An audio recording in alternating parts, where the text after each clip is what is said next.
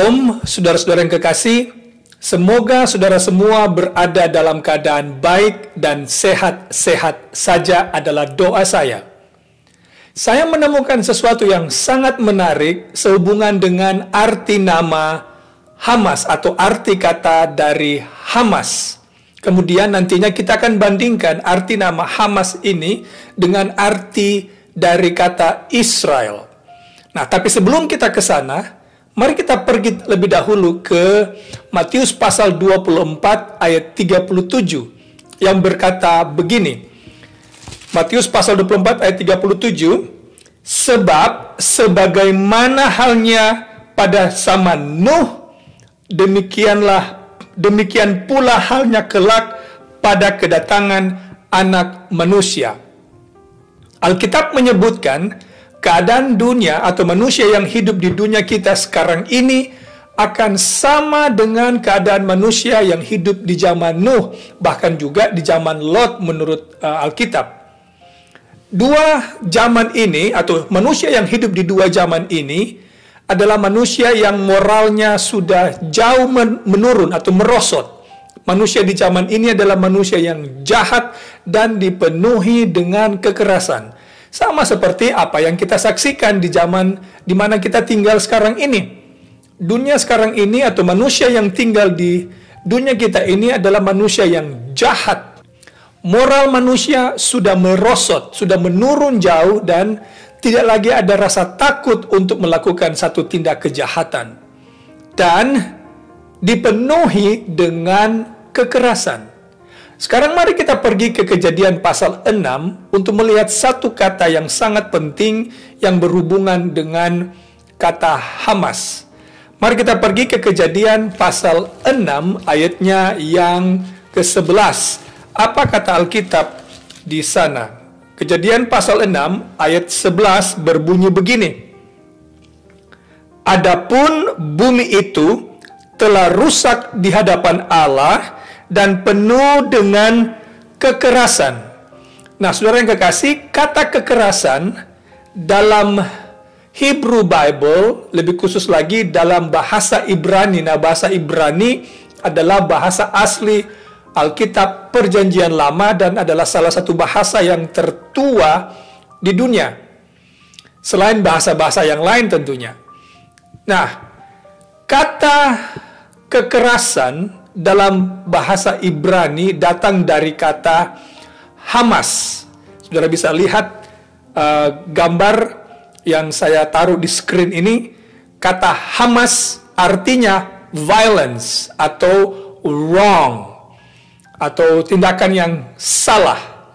Itu kita bisa temukan contohnya di Kejadian pasal 6 ayat 11.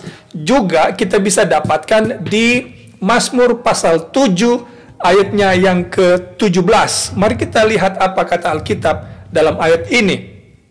Ayat 17. Mazmur pasal 7. Kelaliman yang dilakukannya kembali menimpa kepalanya dan kekerasannya, itulah kata Hamas dalam bahasa Ibrani. Dan kekerasannya turun menimpa batu kepalanya. Jadi ketika Hamas memasuki Israel dan membunuh siapa saja yang mereka temui, ada bayi dilaporkan di sana yang mati dibunuh, anak-anak baik laki-laki maupun perempuan, orang-orang muda maupun laki-laki maupun perempuan, dan maaf, ada di antara perempuan-perempuan yang ditangkap ini sebelum dibunuh mereka diperkosa, ada juga yang dibawa sebagai tawanan, lalu juga orang-orang tua, laki-laki dan perempuan, dan orang-orang yang sudah lanjut usia, semuanya ini dibunuh dengan cara yang sadis. Ini tentu bukan tindakan perang, ini adalah, menurut saya pribadi, ini adalah tindakan teroris yang tidak berbelas kasihan. Memang dua belah pihak sudah saling menyerang satu dengan yang lain, karena memang peperangan atau pertikaian antara dua kelompok ini bukan hanya terjadi baru-baru ini, tetapi malah kalau kita melihat mundur jauh ke belakang, ini malah sudah terjadi sejak zaman Abraham. Kita bisa dapatkan itu di Kejadian pasal 14. Jadi sudah dari sana pertikaian antara dua kelompok ini telah terjadi. Nah, perlu saya sampaikan di video ini adalah saya pribadi tidak berpihak kepada siapa saja. Saya tidak berpihak kepada Israel, saya juga tidak berpihak kepada Hamas. Sebagai seorang pendeta, tugas saya adalah menyampaikan kabar baik kepada setiap orang yang mendengar. Dengan melihat situasi ini, saya memiliki kerinduan dan komitmen untuk menyatakan kabar baik. Setelah ini, apa yang harus kita lakukan kalau begitu? Setelah peristiwa ini terjadi, apa yang harus kita buat? Itulah tujuan saya menyampaikan pekabaran ini melalui video ini. Nah, mari kita teruskan. Nah, sekarang saudara yang kekasih, mari kita bandingkan arti kata Hamas dan kata Israel. Tapi ada satu yang mungkin saya lewatkan di sini.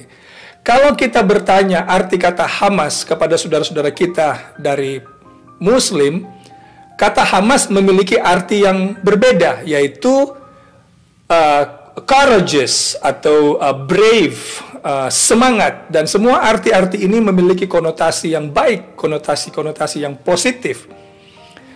Nah, saudara yang kekasih, tentu kita akan memiliki penilaian masing-masing terhadap kasus ini. Sekarang, mari kita bandingkan arti kata Hamas, yaitu kekerasan atau wrong, menurut bahasa Ibrani atau bahasa asli Alkitab Perjanjian Lama. Kita akan bandingkan ini dengan arti kata Israel. Nah, sejarah Israel bermula dari seorang yang bernama Yakub, yang menipu kakaknya Esau untuk mendapatkan hak kesulungan. Kemudian Esau akhirnya marah, lalu hendak berencana membunuh Yakub. Karena hal ini Yakub harus melarikan diri dan dia bergumul dengan Allah satu malam penuh. Dalam pergumulannya ini, ketika itu Allah datang kepadanya dalam wujud seorang malaikat, tapi ini adalah Allah sendiri atau Yesus sendiri yang datang. Kemudian Yakub berkata, "Aku tidak akan melepaskan engkau pergi sebelum engkau memberkati aku." Dan setelah pergumulannya dengan Allah, dia akhirnya menang dan mendapatkan berkat dari Tuhan. Tuhan menjamin kehidupannya, Tuhan menjamin keselamatannya. Itulah sebabnya nama Israel atau arti kata Israel berarti one who prevails with God. Atau juga kata Israel ini dapat diartikan sebagai one who struggles with God or triumphant with God. Seseorang yang menang bersama dengan Allah. Seorang yang bertahan karena Allah atau bertahan bersama Allah. Seorang yang dijamin hidupnya bersama dengan Allah. Itulah arti kata Israel. Jadi bertolak belakang dengan arti dari Hamas yang memiliki arti kekerasan.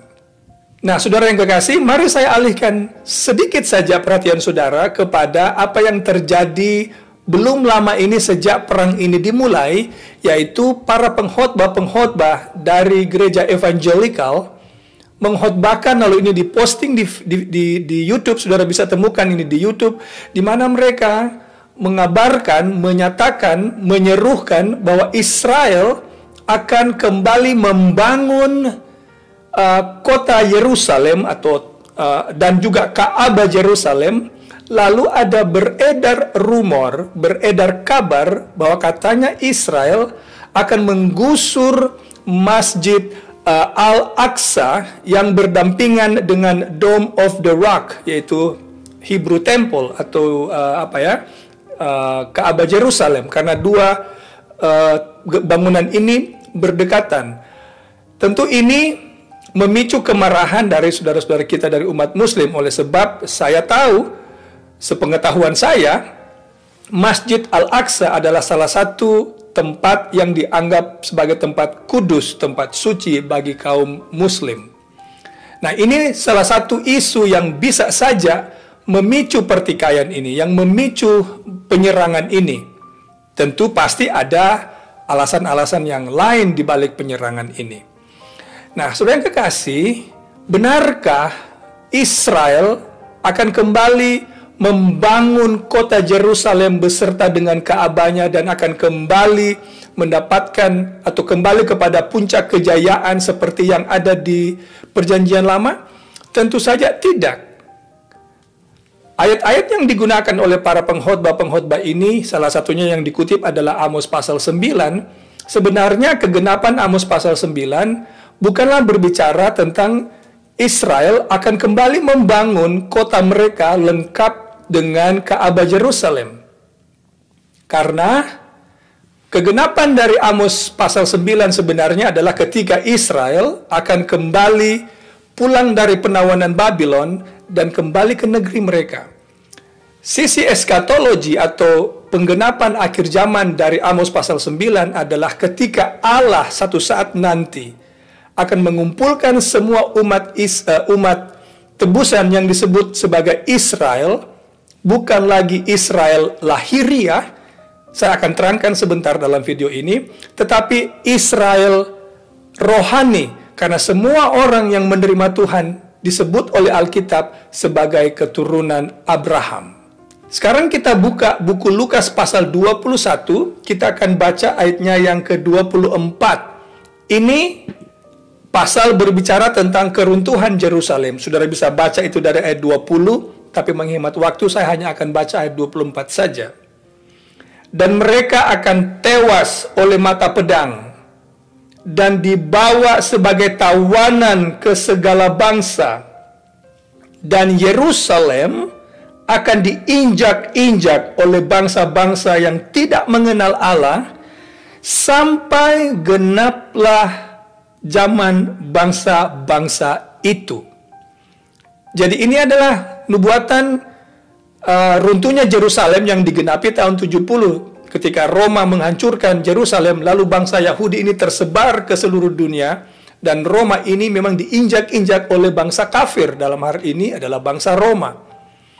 Jadi saudara yang kekasih, kemudian tidak ada lagi catatan Alkitab yang mengatakan bahwa Israel akan sanggup membangun kembali kota mereka bersama Ka'bah yang dulu menjadi sumber kejayaan bangsa ini, lalu akan kembali kepada puncak kejayaannya. Oleh karena itu, saudara yang kekasih, kalau begitu, kapan Israel ini akan dipulihkan? Tentu pada saat Tuhan datang. Nah, sekarang pertanyaan yang lain yang mungkin kita perlu tanyakan adalah, mengapa Allah kalau begitu memilih bangsa Israel sebagai bangsa pilihan? Apa maksudnya? Nah, saudara yang kekasih, tentu hal ini berawal dari kisah Abraham yang mengadakan perjanjian dengan Allah, atau mungkin bisa saya katakan, yang lebih baik saya katakan adalah Allah mengadakan perjanjian dengan Abraham, dicatat dalam Kejadian pasal 12, di mana Allah berjanji kepada Abraham, semua bangsa di bumi ini akan menerima berkat atau diberkati oleh karena kamu, dan keturunanmu ini akan memenuhi seluruh bumi. Tetapi sangat disayangkan, kisah perjalanan bangsa Israel ini dipenuhi dengan kisah pemberontakan, kisah kemurtadan melawan Allah. Mereka tidak patuh kepada Allah.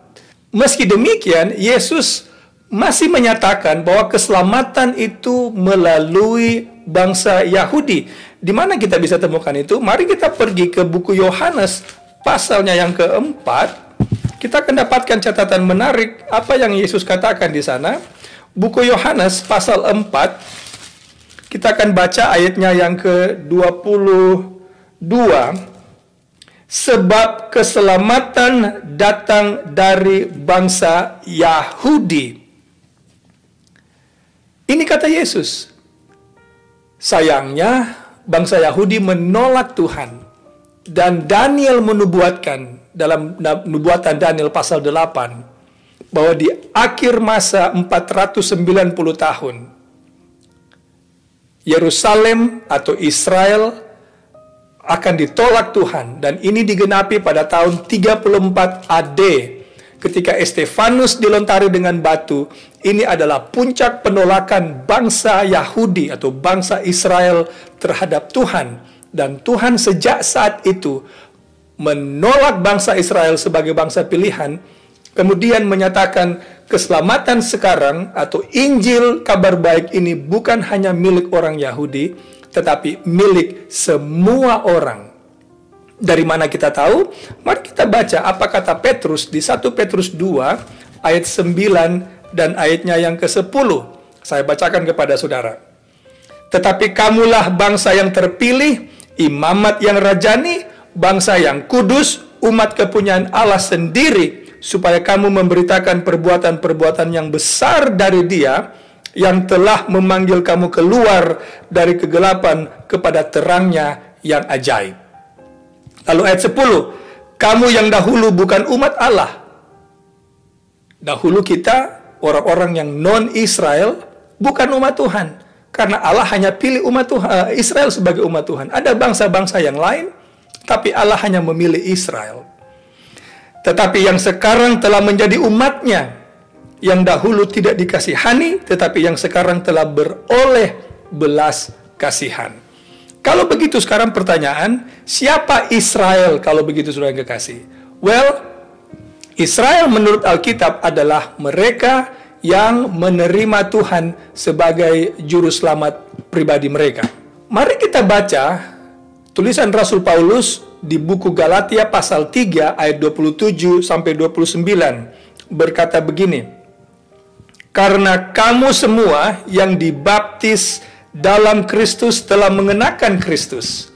Dalam hal ini tidak ada seorang Yahudi atau orang Yunani, tidak ada hamba atau orang merdeka, tidak ada laki-laki atau perempuan, karena kamu semua adalah satu di dalam Kristus Yesus. Ayat 29. Dan jikalau kamu adalah milik Kristus, maka kamu juga adalah keturunan Abraham yang berhak menerima janji Allah. Janji apa itu saudara kekasih? Tentu adalah janji keselamatan memasuki negeri perjanjian. Siapa Israel menurut Alkitab? Israel bukan lagi mereka yang tinggal di Israel, yang memiliki nama Yahudi, yang berdarah Yahudi, atau memiliki garis keturunan Yahudi.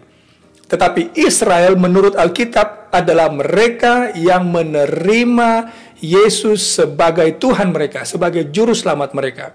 Tentu ini datang dari berbagai macam golongan. Ada yang datang dari non-Yahudi, ada juga orang Yahudi yang menerima Yesus. Siapapun dia yang menerima Yesus, mereka ini disebut sebagai keturunan Abraham.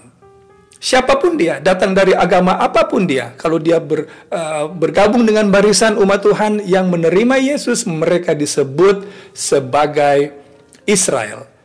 Kalau begitu, menjawab pertanyaan tadi, kapan Israel akan dipulihkan saudara yang kekasih? Jawabannya adalah ketika semua perjalanan umat Tuhan selesai di dunia ini, gereja telah melewati masa tribulasi, dicatat dalam Wahyu pasal 16, Tuhan datang membawa umatnya.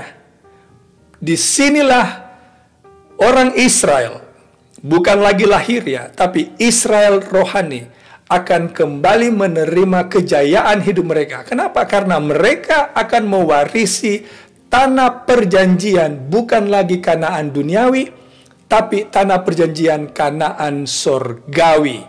Bukankah ini kabar baik bagi saudara dan saya yang tinggal di dunia yang penuh dengan kekerasan ini, saudara yang kekasih? Sebagai penutup, apapun arti kata dari Hamas ataupun Israel, saya memilih untuk menjadi orang yang dapat memberkati hidup orang lain.